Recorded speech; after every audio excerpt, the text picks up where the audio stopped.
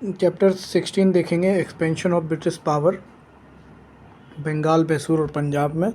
बंगाल की बात करें तो 1717 में मुग़ल एम्परर फ़ारुख सियार ने बंगाल का सूबेदार बनाया। किसे? मुर्शिद कुली खान को। मुर्शिद कुली खान बंगाल का सूबेदार बना 1717 में फ़ारुख सियार की वजह से। फिर उसके बाद 1719 में उसको उड़ीसा का भी गवर्नर बना दिया गया। एक इम्पोर्टेंट काम मुर्शिद कुली खान ने किया था कि पहली बंगाल की कैपिटल ढक्का से मुर्शिदाबाद करी थी। उसके बाद आए सुजाउद्दीन। सुजाउद्दीन सन इन लॉ था मुर्शिद कुली खान का, और उसको गवर्नरशिप ऑफ बिहार मिली थी। किसके थ्रू? मोहम्मद शाह रंगीला के थ्रू, और 1733 में। ठीक है।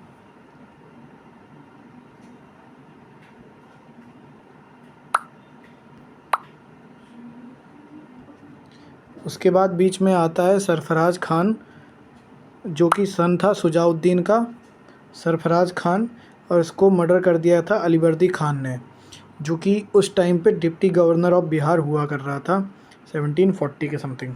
1740 में अलीवर्दी खान अपने अफसरसन को लीगलाइज किया और फरमान लिया मुग़ल एम्परर मोहम्मद शाह रंगीला से, और रंगीला को उनने 2 करोड़ रुपए दिए। ठीक है। और उसने फिर then prevented English and French from fortifying the Calcutta and Chandernagore respectively. Factories fortify करने से अलीवर्दी खान ने इंग्लिश को और फ्रेंच को रोका था। तो इंग्लिश बनाना चाहते थे कलकत्ता में, और फ्रेंच बनाना चाहते थे चंद्रनगौर में। बात करते हैं सिराजुद्दौला की। सिराजुद्दौला ग्रैंडसन थे किसके? अलीवर्दी खान के। ठीक है। और इन्होंने एक इंग्लिश फैक्ट्री कासिम बाज़ार में, जो इंग्लिश फैक्ट्री थी, उसको सीज कर लिया था। ठीक है। तो फोर्ट विलियम ने तो सरेंडर कर दिया था सिराजुद्दौला, लेकिन रॉबर्ट क्लाइव किसी भी तरीके से कलकत्ता को रिकवर कर लिया। उसके बाद 1956 के बाद 57 में हुई ट्रीटी ऑफ अलीनगर। और अलीनगर की जो ट्रीटी है, जिसमें ब्रिटिश ने चंद्रनगौर को कैप्चर किया, जो कि फ्रेंच सेटलमेंट था। ठीक है। अलीनगर के बाद ब्रिटिश ने चंद्रनगौर को कैप्चर किया, और प्रैक्टिकली सिराज ने सारी डिमांड्स मानी। ठीक है। अब बात करें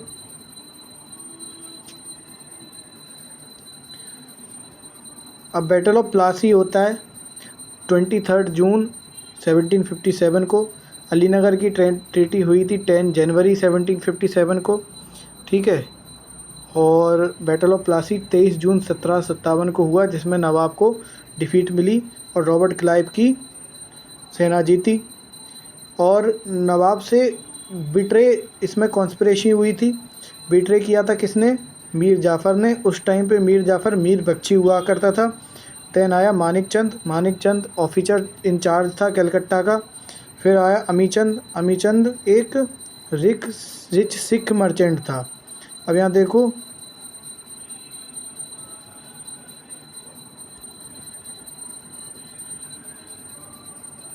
तो अब ये देखेंगे कि बैटल ऑफ प्लासी में किसने बिट्रे किया था मीर कासिम को?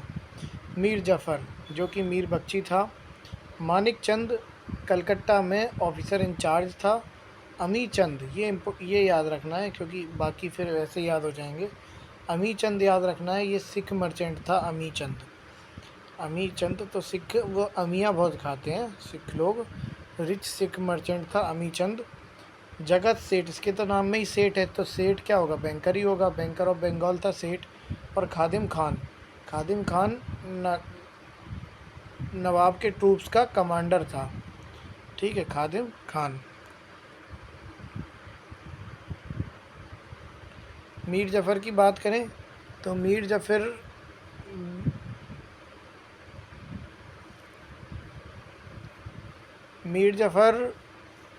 ने कंपनी को फ्री ट्रेड का अनडिस्प्यूटेड राइट दिया, कहाँ, बंगाल, बिहार और उड़ीसा का।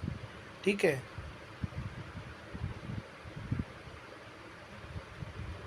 चौबीस परगना का भी जमींदारी दी मीर जफ़र ने। और मीर जफ़र को थ्रोन अपना त्यागना पड़ा मीर कासिम के लिए। उसका सन इन लॉ था मीर कासिम।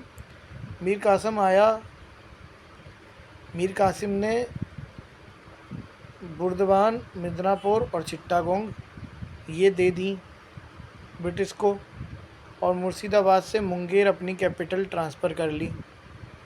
ठीक है। लेकिन वो बहुत ज़्यादा रिवोल्ट किया उसने, क्योंकि वो एंग्री था बहुत ज़्यादा, क्योंकि ब्रिटिश जो है वो दस्तक जो है फ्री ड्यूटी पास, इसको मिसयूज कर रहे थे। लेकिन रिवोल्ट में वो गया हार, तो मीर कासिम गया हार, और मीर कासिम हार गया तो वो अवध भाग गया, और अवध में वहाँ उसने एक कॉन्फेडरेसी बनाई अवध के रूलर सुजाउद्दौला और मुग़ल एम्परर शाह आलम सेकंड के साथ। उस कॉन्फेडरेसी से इसने बैटल ऑफ बक्सर लड़ा 1764, जो कि ब्रिटिश की तरफ से लड़ रहे थे मुनरो। यहाँ मीर कासिम, सुजाउद्दौला और शाह आलम सेकंड लड़ रहे थे। तो ये बैटल ऑफ बक्सर हार गया। ठीक है, ये लोग बैटल ऑफ बक्सर हार गए, मुनरो जीत गया। ठीक है। इसके बाद मीर जफ़र को फिर से थ्रोन पे बिठाया गया। तो मीर जफ़र, फिर मीर कासिम, फिर मीर जफ़र। मीर कासिम के सक्सेसर थे मीर जफ़र, नजमुद्दौला, सिफाउद्दौला और मुबारकुद्दौला। ठीक है। मीर जफ़र के डेथ के बाद उसका सन नजमुद्दौला थ्रोन पे बैठा, और 20 फरवरी को 64 में तो बैटल ही हुआ था। 20 फरवरी 1765 को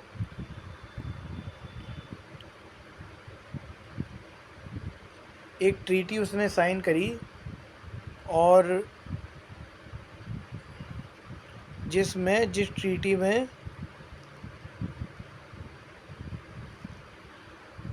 ये था कि पूरी आर्मी, नवाब अपनी पूरी आर्मी ब्रिटिश के मतलब डिसबैंड कर देंगे, और जो आर्मी बंगाल को एडमिनिस्ट्रेटर करेगी थ्रू डिप्टी सूबेदार, जो कि एक कंपनी नॉमिनेट करेगा। उसके बाद क्लाइव ने बाकी दोनों से भी 2 ट्रीटी साइन करी, ट्रीटी ऑफ इलाहाबाद। 2 ट्रीटी थी, एक शाह आलम सेकंड के साथ, एक सुजाउद्दौला के साथ, 12 अगस्त 16 अगस्त। तो पहले शाह आलम सेकंड के साथ ट्रीटी हुई थी, फिर सुजाउद्दौला के साथ ट्रीटी हुई थी। उसके बाद क्लाइव ने 1765 और 72 में तक चली डुअल गवर्नमेंट। बंगाल में डुअल गवर्नमेंट किसने लगाई थी? क्लाइव ने लगाई थी। ठीक है, 1765 में। और देखने वाली बात यह है कि कंपनी ने दोनों दीवानी और निजामत दोनों राइट्स अपने पास रखे थे, नजमुद्दौला से छीन लिए थे। तो कंपनी ने लेकिन डायरेक्ट एडमिनिस्ट्रेशन और रेवेन्यू कलेक्शन नहीं लिया था। ठीक है, लेकिन दीवानी और निजामत दोनों ले लिए थे। उसके बाद वैरन हेस्टिंग्स ने एंड किया था ये डुअल सिस्टम 1772 में।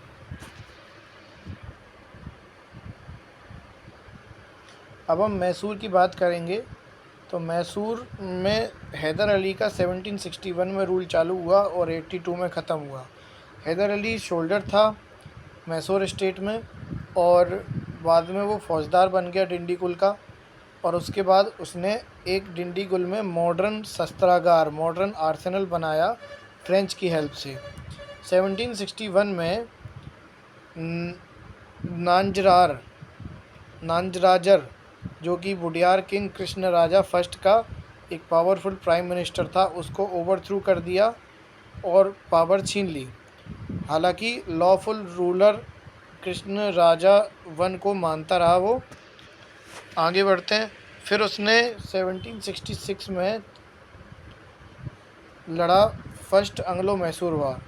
फर्स्ट एंग्लो मैसूर वार में हैदर अली की जीत होती है और ब्रिटिश हार जाती है, और ब्रिटिश के हारने के बाद साइन होती है ट्रीटी ऑफ मद्रास 1769 में। तो 66 से 69 ये फर्स्ट एंग्लो मैसूर वॉर चला था। 1769 में ट्रीटी ऑफ मद्रास साइन होती है। उसके बाद होता है सेकंड एंग्लो मैसूर वार। सेकंड एंग्लो मैसूर वार में वेरेन हेस्टिंग्स लड़ रहा था और वेरेन हेस्टिंग्स ने अटैक किया माहे पर। माहे एक फ्रेंच पोर्ट था जो कि हैदर अली की टेरिटरी थी। उसके बाद हैदर अली ने निज़ाम और मराठा से अपना एक जॉइंट बनाया और अरकोट, जो कि कर्नाटक स्टेट की कैपिटल थी अरकोट को अनेक्स कर दिया, कैप्चर कर लिया। लेकिन 1781 में लड़ते लड़ते पोर्ट नोवो में अली हार गए, ठीक है। और हराया किसने था? आयरकूट ने हराया था इसको। तो 1781 में हार गए, तो he died during the second Anglo Maratha war, ठीक है। 1781 में ये ख़त्म हो गए थे, मर गए थे। तो सेकेंड एंग्लो मराठा वार चल ही रहा था 1782, ठीक है। 84 तक चला है ये सेकेंड एंग्लो मराठा वार। 1782 में टीपू सुल्तान, उनके जो बेटे थे टीपू सुल्तान, वो बनते हैं 1782 में, ठीक है। और सेकंड एंग्लो मराठा वार उन्हें लड़ा 1784 तक। उसके बाद हुई treaty of Mangalore. Treaty of Mangalore Haider Ali ने नहीं साइन करी थी। किसने साइन करी थी? टीपू सुल्तान ने। और सेकंड एंग्लो मराठा वार शुरू किया था हैदर अली ने, लेकिन ख़त्म हुआ टीपू सुल्तान से, ठीक है, 1784 में ट्रीटी ऑफ मैंगलोर के साथ। उसके बाद ट्रीटी ऑफ मैसूर हुई थी फर्स्ट एंग्लो मराठा वार में, जिसमें ब्रिटिश हार गई थी। ट्रीटी ऑफ मैंगलोर में ब्रिटिश जीत गई थी, ठीक है। आगे बढ़ते हैं। थर्ड एंग्लो मैसूर वॉर जब हुआ, जिसमें पहले में तो दूसरे में मराठा और निज़ाम ने हैदर अली का साथ दिया था। लेकिन ये थर्ड बार में मराठा और निज़ाम ने ब्रिटिश का साथ दिया है। और इसके हिसाब से सेकंड में था कितना? हेस्टिंग्स था। सेकंड में हेस्टिंग्स था, और ठीक है, सेकंड में हेस्टिंग्स था। हाँ, सेकंड में हेस्टिंग्स था। और मारा था किसने? आयरकूट ने मारा था हैदर अली को। उसके बाद हाँ, तो थर्ड एंग्लो मैसूर वॉर में कॉर्नवालिस जो था, वो कॉर्नवालिस ने लड़ा और बेंगलोर कैप्चर कर लिया था, ठीक है। इसके बाद हुई थी ट्रीटी ऑफ श्रीरंगपट्टनम 1792 में, जिसमें टीपू की आधी टेरिटरी चली गई थी। श्रीरंगपट्टनम की treaty third Anglo Mysore war में हुई थी, जिसमें टीपू की आधी टेरिटरी चली गई थी। और फोर्थ एंग्लो मैसूर वॉर में था वेल्सले। तो हेस्टिंग्स, कॉर्नवालिस और वेल्सले, ठीक है, ये तीन थे। तो फोर्थ में था वेल्सले, जिसमें वेल्सले ने अटैक किया और टीपू सुल्तान फोर्थ वॉर में मारे गए थे। 1799 में टीपू सुल्तान मारे गए थे। टीपू एकमात्र ऐसा रूलर था जिसने ये समझा था कि इकोनॉमिक स्ट्रेंथ ही मिलिट्री स्ट्रेंथ की फाउंडेशन होती है। इस वजह से उसने एम्बेसीज बनाई थी अपनी, कहाँ? फ्रांस, तुर्की, ईरान और पेगू में, ताकि फॉरेन ट्रेड डेवलप किया जा सके। टीपू ने एक ट्री ऑफ लिबर्टी लगाया, कहाँ? श्रीरंगपट्टनम में। और जैकोबियन क्लब का मेंबर बने थे टीपू सुल्तान। अब हम पंजाब की बात करें तो पंजाब में गुरु गोबिंद सिंह ने, जो कि 10th और लास्ट गुरु थे सिख रिलीजियस के, उन्होंने इस रिलीजियस सेक्ट को एक मिलिट्री ब्रदरहुड में कन्वर्ट किया, क्योंकि नादिर शाह और अहमद शाह अब्दाली को के अटैक्स को डिसऑर्डर को देखते हुए सिख्स ने अपनी मिलिट्री स्ट्रेंथ बढ़ाई। महाराजा रणजीत सिंह 1792 से 1839 तक चले। महाराजा रणजीत सिंह ग्रेटेस्ट रूलर थे और सिख रूल के फाउंडर थे पंजाब में। और 1780 में इनका जन्म हुआ गुजरानवाला में, और ये शुक्राचार्य मिस्र से थे महाराजा रणजीत सिंह। अगर बात करें तो 80 में इनका जन्म हुआ और 99 में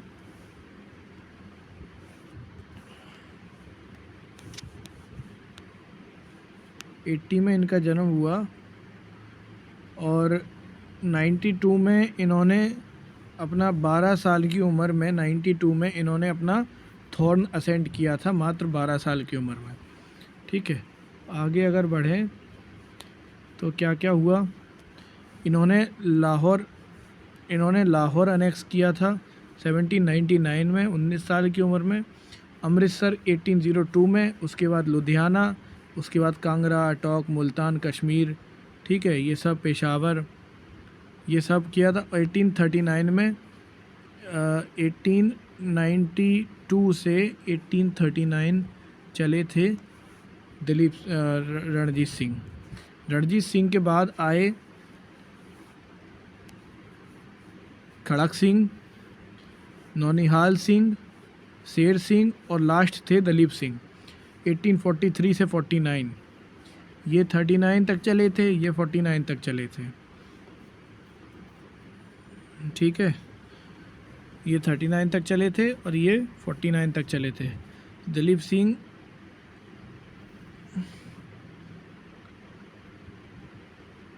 ये ज़्यादा नहीं चल पाए, दलीप सिंह ने तो फिर भी राज किया 6-7 साल, लेकिन खड़क सिंह, नौनिहाल सिंह, शेर सिंह, ये सब ने ज़्यादा नहीं राज किया। अगर मैं बात करूं तो ब्रिटिश ने सिख पावर को ब्रेक कर दिया था after the death of Ranjit Singh. पहला एंग्लो सिख वॉर हुआ 1845 से 46 के बीच में, जो कि महाराजा दलीप सिंह ने लड़ा था और सिख्स इसमें डिफीट किए गए थे चारों बैटल्स में। 4 बैटल्स हुए थे, मुदकी, फिरोज शाह, अलीवाल और सोबरान। ये 4 बैटल्स हुए थे, मुदकी, फिरोज शाह, अलीवाल और सोबरान। इसमें दलीप सिंह हार गए थे और हारने के बाद हुई थी ट्रीटी ऑफ लाहौर 1846 में। ठीक है, और पहले रेसिडेंट पंजाब के बने थे सर हेनरी लॉरेंस। ठीक है, इसमें जीत गए थे। सेकंड एंग्लो सिख वॉर 1848-49 में हुआ था, जिसमें डलहौजी था और डलहौजी ने अनेक्स किया था पंजाब को। ठीक है, और पंजाब को अनेक्स करने के बाद जॉन लॉरेंस बने थे पहले चीफ कमिश्नर ऑफ पंजाब और 49 में ही डेथ हुई थी महाराजा दलीप सिंह की। ठीक है, अब ये एक टेबल है जिसमें अनेक्सेशन का बताया गया है। इसमें ये बताया गया है कि जो नवाब ऑफ बंगाल थे वो कौन थे, मुर्शिद कुली खान। ठीक है, और 1765 में अनेक्स किया था ट्रीटी ऑफ इलाहाबाद के through after the battle of Buxar. ठीक है, मराठा कॉन्फेडरेसी के फाउंडर थे बाजीराव प्रथम और 1801 में subsidiary alliance, Bajirao first subsidiary alliance के थ्रू इसको हलफ लिया था। नवाब ऑफ कर्नाटक या अरकोट बोलते हैं इसको, सदातुल्ला खान थे नवाब ऑफ कर्नाटक अरकोट 1720 में और 1720 में ये भी, इन दोनों ने रूल की स्थापना करी थी 1720 में और 1801 में सब्सिडायरी अलायंस के थ्रू इसको हथिया लिया गया था। नवाब ऑफ अवध, नवाब ऑफ अवध कौन थे, नवाब ऑफ अवध मीर मोहम्मद थे नवाब ऑफ अवध, और एक आमिन सदात खान भी थे। मीर मोहम्मद आमिन सदात खान, इसको बुरहान उल मुल्क भी बोलते हैं, नवाब ऑफ अवध थे। इनने नवाब ऑफ अवध को फाउंड किया था सब्सिडायरी अलायंस के थ्रू 1801 में और 1856 में डलहौजी ने इसको जीत लिया था। निज़ाम ऑफ हैदराबाद की बात करें तो इनका नाम था मीर कमरुद्दीन चिंचकिलिच खान और ये निजामुल मुल्क की तरह से बोला जाता था इनको। ठीक है, और 1798 में सब्सिडायरी अलायंस।